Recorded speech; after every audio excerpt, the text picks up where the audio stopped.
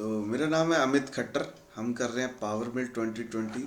इसके अंदर हमारे को करने हैं मिलिंग के ऑपरेशन बेसिकली।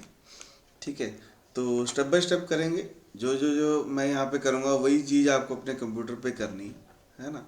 तो बहुत इजीली समझ में आएगा कि हम पावर मिल के अंदर प्रोग्रामिंग कैसे स्टार्ट कर सकते हैं। तो जब भी हम पावर मिल खोलते हैं तो सबसे पहले हमारे को यही स्क्रीन नज़र आती है। इस वक्त कोई पार्ट नहीं खुला हुआ है, ये देखो सब कुछ बंद है यहाँ पे। ठीक है, तो एक ये हमारे को सिंबल नज़र आ रहा है, इसको बोलते हैं ट्रांसफॉर्म का सिंबल। ठीक है, माउस का मिडल बटन दबाऊंगा तो ये हमारे को दिखाई देगा कि हम इसको रोटेट कर सकते हैं ना। तो यहाँ पे जाएंगे व्यू के ये व्यू के अंदर अगर मैं यहाँ से ट्रांसफॉर्म बंद कर देता हूँ तो ये बंद हो जाता है, ऑन कर देंगे तो ऑन हो जाएगा। ठीक है, बेसिकली ये XYZ की पोजीशन दिखा रहा है। तो जब भी कंप्यूटर खोलते हैं हम तो हमारे को इसमें Z की डायरेक्शन का ध्यान रखना पड़ता है कि मेरी Z की डायरेक्शन किधर है। ठीक है, क्योंकि Z की डायरेक्शन जिधर होगी टूल उसी डायरेक्शन से आएगा। तो यहाँ पे भी है XYZ, तो यहाँ पे भी हमारे को Z की डायरेक्शन का ध्यान रखना है कि Z किधर है। ठीक है, क्योंकि इसके हिसाब से हमारा काम होएगा, इसके हिसाब से टूल आएगा और इसके हिसाब से हमारा जो भी कर्व बनानी है या कुछ और बनाना है तो वो इस कोऑर्डिनेट सिस्टम के हिसाब से आएगा। ठीक है, तो कई बारी कुछ लोगों से ये एक्सप्लोरर बंद हो जाता है ना। तो अगर मुझे एक्सप्लोरर चाहिए तो हम यहाँ पे यूज़र इंटरफेस में जाके एक्सप्लोरर ऑन कर सकते हैं। ठीक है, यहाँ पे और भी चीज़ें हैं, स्टेटस बार भी है जो नीचे आ रही थी। उसके बाद यहाँ पे कमांड विंडो भी है अगर चाहिए तो जो भी चीज़ चाहिए उसको ऑन ऑफ कर सकते हैं, कोई दिक्कत वाली बात नहीं है। ठीक है, तो जब भी हमारे को पावर मिल में काम करना है तो हमारे को मॉडल चाहिए। मॉडल हम कहीं से भी ला सकते हैं, हम पावर शेप से भी ला सकते हैं, हम NX से भी ला सकते हैं, सॉलिडवर्क्स से भी ला सकते हैं, किसी भी सॉफ्टवेयर में से ला सकते हैं।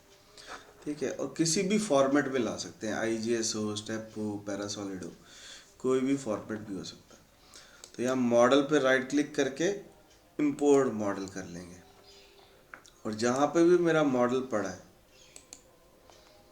ठीक है, वहाँ से हम पिक कर सकते हैं। मॉडल और प्रोजेक्ट दो अलग अलग चीज़ें हैं। ये जो दिख रहे हैं यहाँ पे ये सिंबल जो नज़र आ रहे हैं ये प्रोजेक्ट्स के, इसके अंदर सब कुछ है, टूल भी है, मॉडल भी है, रॉ मटेरियल भी है ना। तो सब कुछ है, पर जो मॉडल चाहिए हमारे को वो मॉडल स्पेसिफिक हम यूज़ कर सकते हैं। हम जाते हैं यहाँ पे F के अंदर, यहाँ पे हमारे पास है एग्जाम्पल। यहाँ पे मिलिंग के बहुत सारे पार्ट्स हैं। ठीक है, कोई भी पार्ट पिक कर सकते हैं, कोई दिक्कत वाली बात नहीं है। चाहे वो स्टेप फाइल हो, चाहे पैरासॉलिड फाइल हो, चाहे कोई भी फाइल हो, कोई भी पिक कर सकते हैं। ठीक है, तो सपोज करो हम यहाँ पे ये सॉलिडवर्क्स की फाइल ओपन करने की कोशिश करते हैं। तो जब भी हम मॉडल ओपन करेंगे तो ये उसको एक्सट्रैक्ट करेगा, उसमें कैलकुलेट करेगा अभी क्या सरफेसेस हैं, इसमें कौन सी कर्व्स हैं, कौन सा पैटर्न है ना। तो ये वही इंफॉर्मेशन दिखा रहा है, कितनी टॉलरेंस है उसकी। हम्म, तो ये हमारा मॉडल आ गया देखो। ठीक है, यहाँ पे जूम फिट की ऑप्शन होती है, रीसाइज फिट, तो ये हमारी स्क्रीन में फिट हो जाएगा। अगर यहाँ पे आइसोमेट्रिक व्यू पे क्लिक कर देंगे तो ये आइसोमेट्रिक व्यू के हिसाब से आ जाएगा।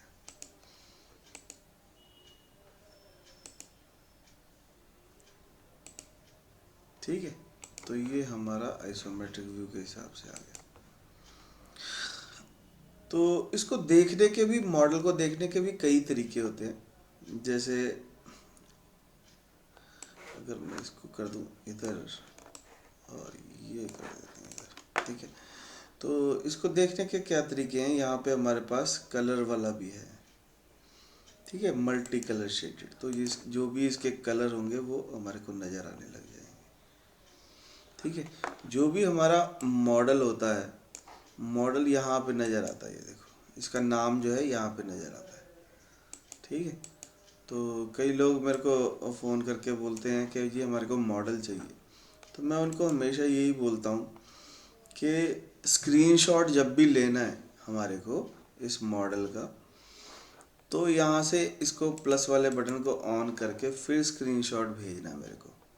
ठीक है, डिस्क्रिप्शन में मेरा नंबर होता है, तो व्हाट्सएप पे आप मेरे को स्क्रीनशॉट भेजेंगे तो मैं मॉडल भेज देता हूँ। ठीक है, तो उसके लिए चैनल को ज्वाइन करके मेंबरशिप लेनी होती है। तो जो भी लोग हमारे मेंबर्स हैं सबके साथ वीडियो शेयर कर देते हैं, पर जो स्क्रीनशॉट चाहिए वो विद नेम चाहिए। ठीक है, तो अगर हम इसको नॉर्मल कर देते हैं तो ये नॉर्मल कलर हो जाएगा। ठीक है, तो हम इसको कर लेते हैं यहाँ पे। ठीक है, इसको भी हम कर लेते हैं यहाँ पे। तो फ़ायदा हमारे को यही है कि हम इसमें देख सकते हैं कि मॉडल कैसा नज़र आ रहा है। दूसरी चीज़ एक और यहाँ से हम देख सकते हैं कि हमारे अगर इस मॉडल में ड्राफ्ट लगे हुए हैं कि नहीं लगे हुए। अगर मैं यहाँ से ऑप्शन सेलेक्ट कर लेता हूँ ड्राफ्ट एंगल शीटेड, तो जहाँ पे भी ड्राफ्ट लगा होगा, एक पॉजिटिव ड्राफ्ट होता है, एक नेगेटिव ड्राफ्ट होता है। ठीक है, तो रेड कलर में जो है वो नेगेटिव है, जो ग्रीन कलर में है वो पॉजिटिव है। इसका मतलब ये है कि ये जो वॉल्स हैं इस मॉडल की, इसमें कोई ड्राफ्ट नहीं लगा हुआ। ठीक है, तो यानी कि नहीं लगा हुआ। ठीक है, अगर लगा होता तो ये सारा ग्रीन होता। हम क्या करते हैं, ये फाइल को करते हैं क्लोज। ठीक है, इसको कर देते हैं नो, और एक और मॉडल इंपोर्ट करते हैं जिसमें ड्राफ्ट हो। ठीक है, तो उससे हमारे को समझ में आ जाएगा कि कहाँ कहाँ ड्राफ्ट लगा हुआ है और कहाँ कहाँ ड्राफ्ट नहीं लगा हुआ। जैसे फॉर एग्जांपल के तौर पे ये सिंपल सा पार्ट उठाते हैं और इसमें देखते हैं कि कैसा नज़र आता है।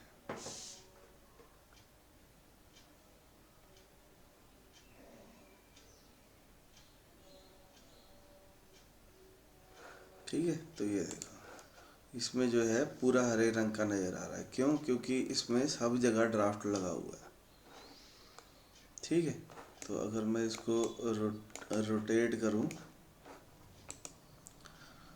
इसको टॉप व्यू की जगह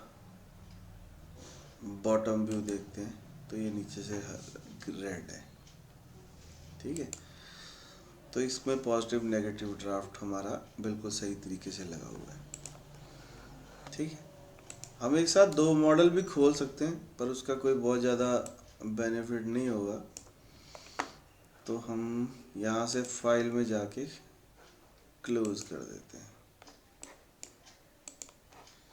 तो मॉडल पे राइट क्लिक करेंगे, इंपोर्ट मॉडल करेंगे। कोई भी मॉडल हो सकता है, कोई दिक्कत वाली बात नहीं है। 2D का हो, 3D का हो, कैसा भी हो सकता है मॉडल। ठीक है, इसको ओपन करके देख सकते हैं, पर फिलहाल हमारे को यही वाला चाहिए। ठीक है,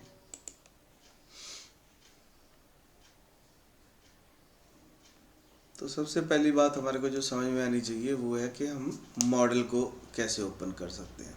ठीक है, और उसमें हम ये भी चेक कर सकते हैं कि ड्राफ्ट है कि नहीं है। अगली चीज़ जो हमारे को चाहिए वो चाहिए कि इस मॉडल का साइज़ क्या है। ठीक है, तो सबसे पहले तो हमारे को यही पता होना चाहिए कि इसका साइज़ क्या है। तो देखो बड़ा आसान है, पावर मिल में जो हमारा माउस है उसको कर्सर को कहीं पे भी लेके जाएंगे ना, यहाँ पे नीचे देखो ये XYZ तीनों चीज़ें आ रही हैं।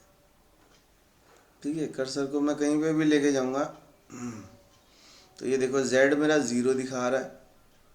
ठीक है, जैसे जैसे मैं नीचे आऊँगा वैसे वैसे Z दिखाता जाएगा कि ये -20.5 है। तो यानी मुझे कुछ भी कोई कमांड नहीं लेनी पड़ी, कुछ भी नहीं करना पड़ा, और हमारे को पता लग गया कि इसकी जो थिकनेस है -20। अगर मैं कर्सर इधर, हाँ, ओरिजिन को भी हम चेंज कर सकते हैं, पर फिलहाल जैसे ही हमने मॉडल खोला तो हमारे को एक मोटा मोटा आइडिया होना चाहिए कि ये साइज़ कितना है। हमारे को एग्जैक्टली चाहे ना भी पता हो, पर हमारे को एक अप्रॉक्सीमेटली आइडिया तो पता होना ही चाहिए भाई ये कितने बाई कितने का होगा अंदाजे से। ठीक है, तो उसके लिए बड़ा आसान तरीका है, ये देखो इधर से हमारे को दिख रहा है ये -28। अच्छा वाई में अगर हम देखें तो ये हमारे को दिख रहा है -60 के करीब, और इधर से हमारे को ये दिख रहा है 23, 60 और 23, यानी कि 6, 7, 8 है ना, 80, 82 के करीब होगा। ठीक है, तो थोड़ा सा एक आइडिया लग जाता है कि हमारा ये मॉडल जो है कितने बाय कितने का है। अगर मेरे को किसी चीज़ का रेडियस देखना है या कुछ और ऐसी कोई डिटेलिंग में चीज़ देखनी है तो यहाँ पे जाएंगे मेज़र में, होम के अंदर मेज़र में, और यहाँ से हम रेडियस या डायमीटर या एंगल कुछ भी देख सकते हैं। तो फिलहाल मैं मान लो डायमीटर देखना चाहता हूँ। ठीक है, तो मैं किसी भी आर्क के ऊपर जाऊँगा तो देखो उसका डायमीटर दिखाने लग जाता है।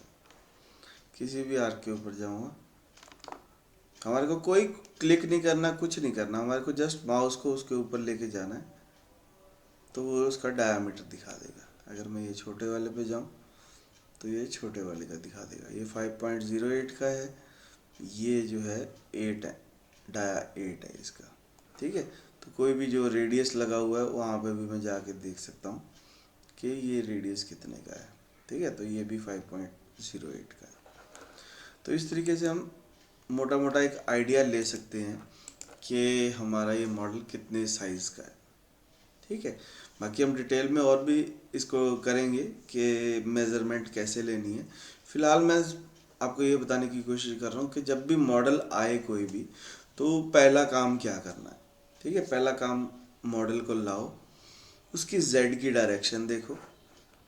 अगर जेड की डायरेक्शन ठीक है तो बहुत अच्छी बात है, नहीं तो हमारे को उसको मॉडल को रोटेट करना पड़ेगा। अगर मान लो जैसे मैं अभी करके दिखाऊं कि मैंने इसको एक्स की डायरेक्शन में 90 डिग्री रोटेट कर दिया, तो ऐसा भी हो सकता है आप कहीं से मॉडल लाओ तो वो ऐसा पड़ा हुआ।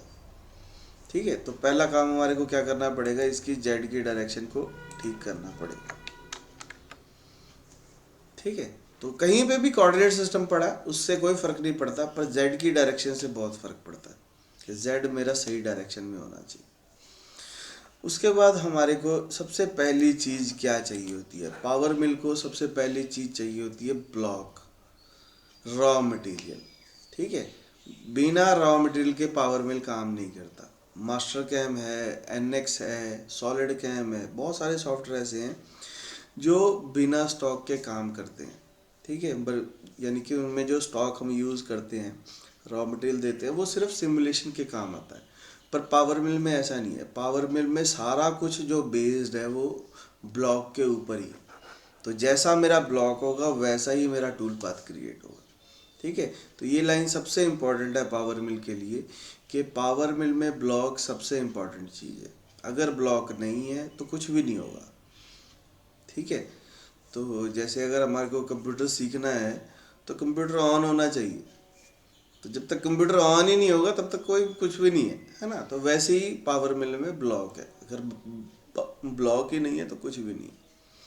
ठीक है, तो हम ब्लॉक पे क्लिक करेंगे और यहाँ पे एक ऑप्शन आती है हमारे पास कैलकुलेट की, तो हम इसको कैलकुलेट दबाएंगे और एक्सेप्ट कर देंगे। तो जितना हमारा ब्लॉक होगा उतने बाय उतने का ये एक बॉक्स इसने ले लिया बहुत इजीली। ठीक है, तो ये हमारे काम आएगा। तो सेकंड चीज़ हमारे को समझ में आ गई कि ब्लॉक देना। उसके बाद हमारे को देना वर्क प्लेन कि मेरा ज़ीरो कहाँ पे है, क्योंकि जो भी मेरा ऑपरेटर है उसको इस ब्लॉक को हमारे को बताना पड़ेगा कि ज़ीरो कहाँ पे सेट करनी है, किसी कॉर्नर पे, ऑब्जेक्ट के सेंटर में, या कहाँ पे भी, जहाँ पे भी करनी है। हम एज ए प्रोग्रामर हमारा काम है ये कि हम उसको बताएं कि हमारे को सेंटर पॉइंट कहाँ पे देना है। ठीक है, तो अगर मैं इसको work plane position by block कर दूं तो ये सारे पॉइंट ब्लिंक होने लग जाते हैं। ठीक है, तो इसमें से मैं जिस पॉइंट पे भी क्लिक कर दूंगा हमारा जो कोऑर्डिनेट सिस्टम है उसके ऊपर आ जाएगा। ठीक है, या इसको बोल लो वर्क प्लेन बोल लो, या इसको कोऑर्डिनेट सिस्टम बोल लो, कई मशीन कोऑर्डिनेट सिस्टम बोलते हैं, MCS, तो कुछ भी मान सकते हैं। तो ये जो वर्क प्लेन है ये यहाँ पे हमारे को नज़र आ रहा है, देखो। ठीक है, इस वर्क प्लेन को अगर मैं राइट क्लिक करके एक्टिव कर दूं तो वो वाला वर्क प्लेन जो है एक्टिव हो जाएगा। अब इस ये जो हमारा था व्यू के अंदर ट्रांसफॉर्म, इसका काम खत्म हो गया, इसको हमने बंद कर देना है। ठीक है, क्योंकि जो काम होना है, जो मशीन चलनी है, वो इस वर्क कोऑर्डिनेट सिस्टम के हिसाब से चलनी है, इस वर्क प्लेन के हिसाब से चलनी है। ठीक है, तो अभी देखो हमारा ब्लॉक हिल गया, क्यों? क्योंकि हमारा कोऑर्डिनेट सिस्टम हिल गया। तो हमारे को इस कंडीशन में ब्लॉक जो है, क्योंकि यहाँ पे ध्यान से देखो, यहाँ पे लिखा है एक्टिव वर्क प्लेन। ठीक है, हम बॉक्स बना रहे हैं एक्टिव वर्क प्लेन, जो भी हमारा वर्क प्लेन एक्टिव है उसके हिसाब से काम करे। ठीक है, तो हम कैलकुलेट कर देंगे तो वो इसके हिसाब से काम करेगा। पर इसमें एक प्रॉब्लम क्या होती है कि अगर मैंने कल को वर्क प्लेन हिला दिया, ठीक है, जब हमारी मल्टी एक्सिस जॉब होगी तो उसमें हमारे को वर्क प्लेन हिलाना पड़ेगा, तो उस टाइम हमारा ब्लॉक भी हिल जाया करेगा। तो उसका बेस्ट तरीका क्या है कि इसको एक्टिव वर्क प्लेन की बजाय नेम्ड वर्क प्लेन कर दिया जाए, यानी कि मुझे एक नंबर जो वर्क प्लेन है उसके हिसाब से रहना है। ठीक है, यानी कि जो भी ब्लॉक मुझे, जो भी हमने सब जगह यूज होगा, पर पहले दिन से अगर हम अच्छी आदत डाल लें, है ना, रोज हेलमेट डाल के बाइक चलाना है ना, तो ज़रूरत तो है, हेलमेट उस दिन आएगा जिस दिन एक्सीडेंट होगा, पर डालना तो हमें रोज ही है। ठीक है ना, तो वही चीज़ है कि हमारे को पहले दिन से ही ब्लॉक को वर्क प्लेन के हिसाब से कैलकुलेट करेंगे।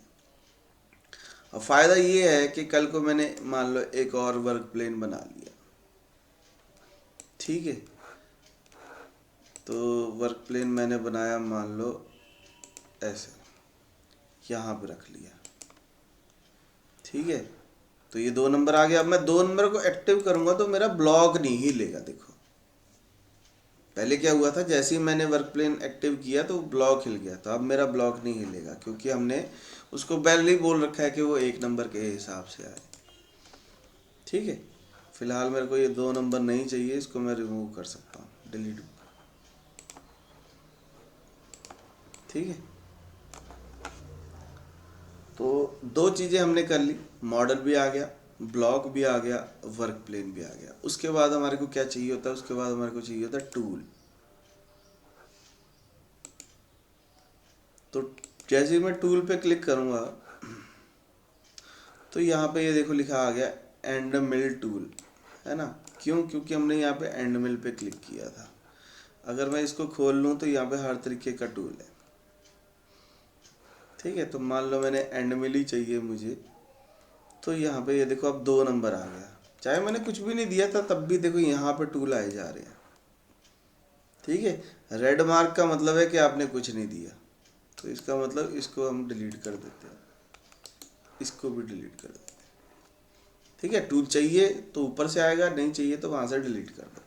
तो हमारे को टूल चाहिए तो हम क्रिएट करेंगे टूल। कितने का टूल? मैंने कहा जी 10 mm का टूल चाहिए मुझे।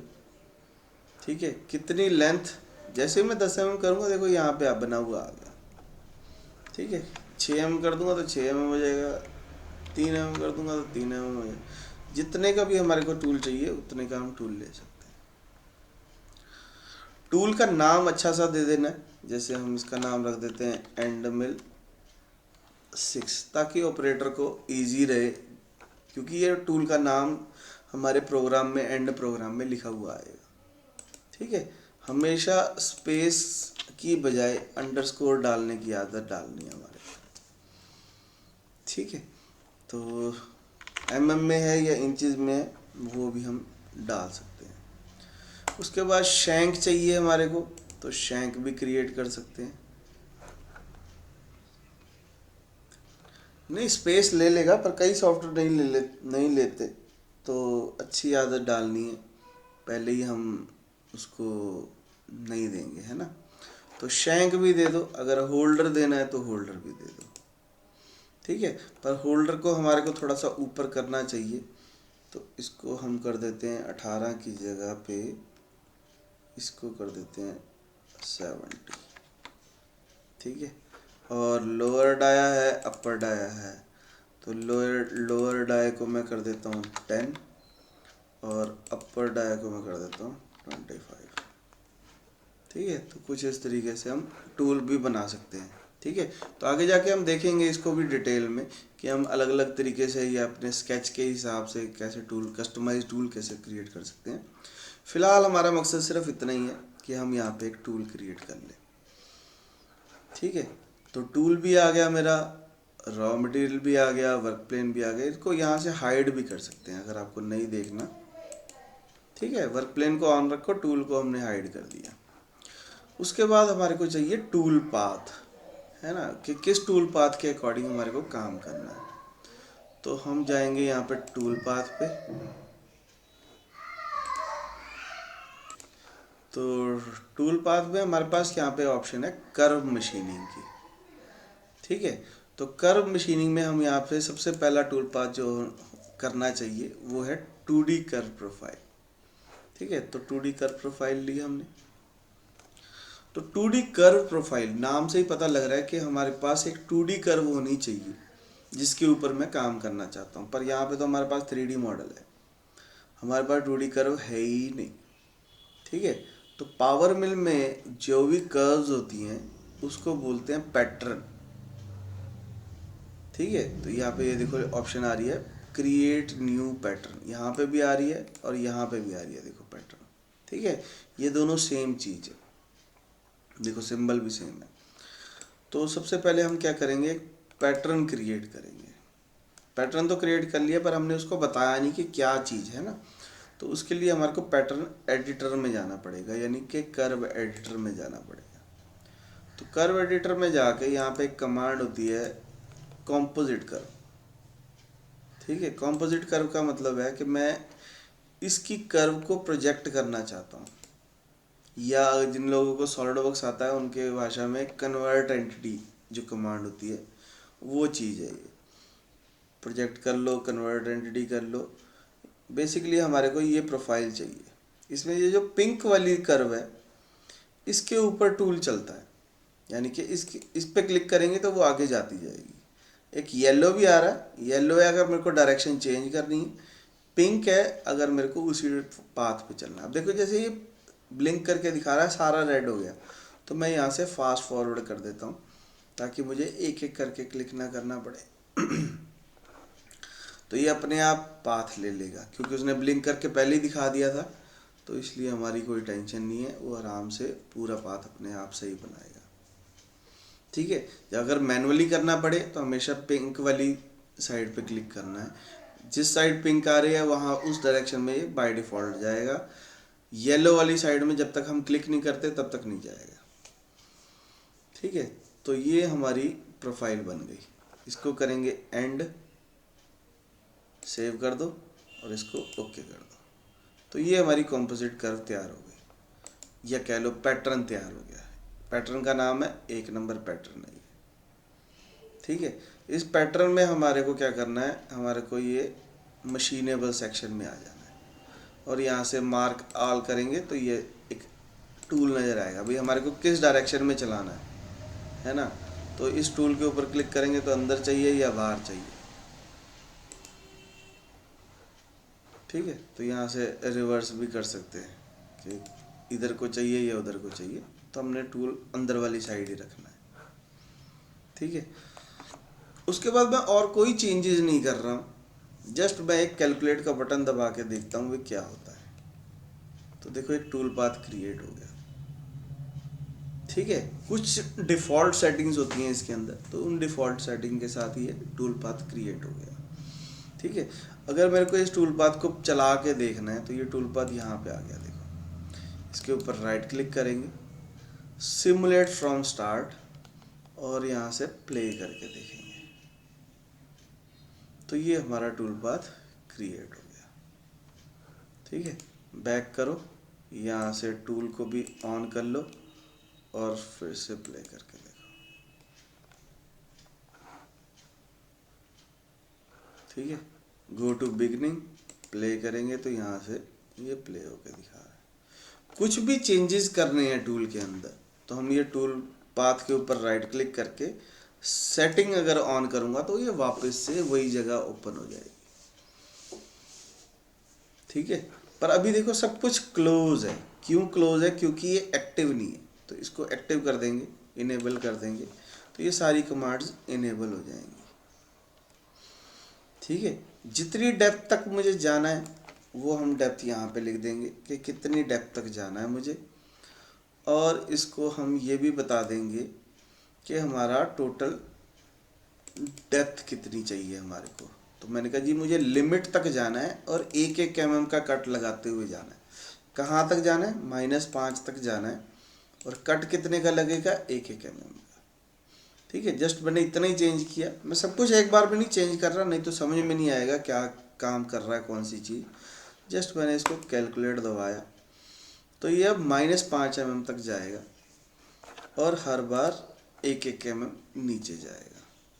ठीक है। सिमुलेट करके देख सकते हैं। स्पीड थोड़ी स्लो कर लेते हैं, प्ले करते हैं। तो ये देखो ये कुछ इस तरीके से चल रहा है।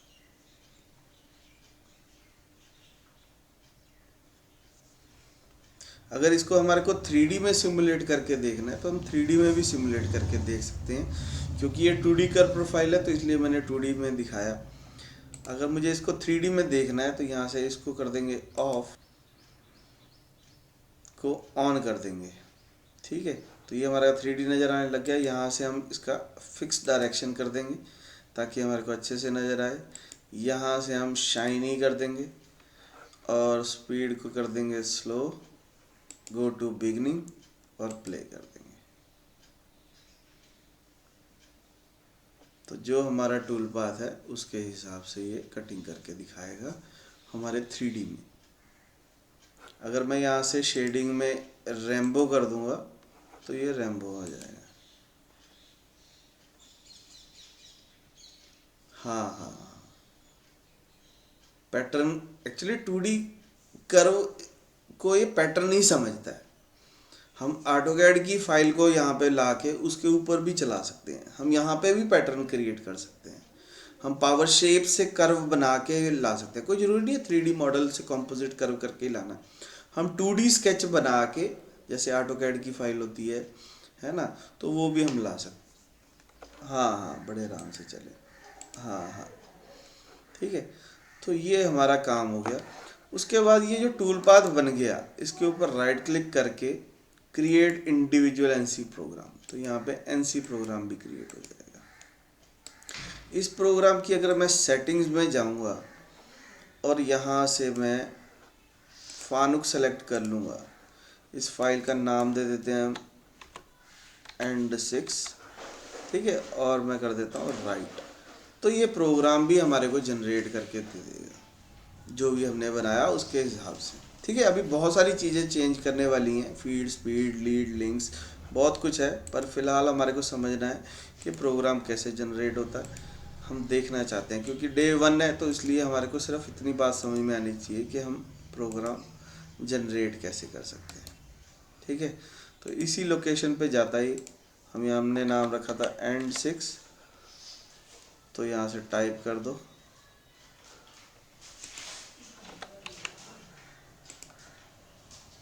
हमने फाइल जो सेव करनी है। जब भी हम प्रोग्राम जनरेट करते हैं ना, इसमें इसको जब हम राइट करने को बोलते हैं या इसकी सेटिंग में जाते हैं, तो ये तभी हमारे से पूछ लेता है कि कहाँ पे जाना है, आउटपुट फाइल सेव कहाँ पे होगी।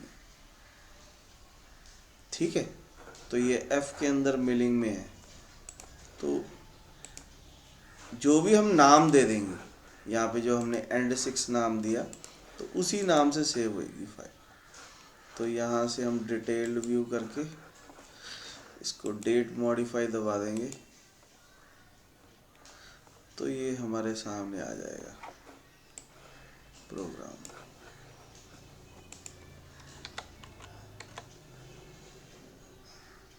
ये आ गया। ठीक है। तो ये टैब फाइल आ गई है, इसको राइट क्लिक करके ओपन कर लेंगे तो ये प्रोग्राम हमारा जनरेट हो गया। ठीक है। फानुक में चला सकते हैं। हाँ, फानुक का। ठीक है। ये फानुक का प्रोग्राम बना है, अगर कोई और बनाना होगा तो कोई और भी बना सकते हैं। फ़िलहाल हमारे को यही प्रोग्राम चाहिए। ठीक है, तो मेरे ख्याल से समझ में आया होगा कि हम पावर मिल के अंदर स्टार्ट कैसे कर सकते हैं। जैसे जैसे मैंने यहाँ पे किया वैसे वैसे आप अपने कंप्यूटर पे करो, 100% चलेगा। कोई दिक्कत आ रही है तो कमेंट बॉक्स में लिखना है, वीडियो को में कुछ भी अच्छा लगे तो लाइक करना है। ठीक है, और जितने भी फ्रेंड सर्कल में लोग हैं सबके साथ वीडियो शेयर करनी है।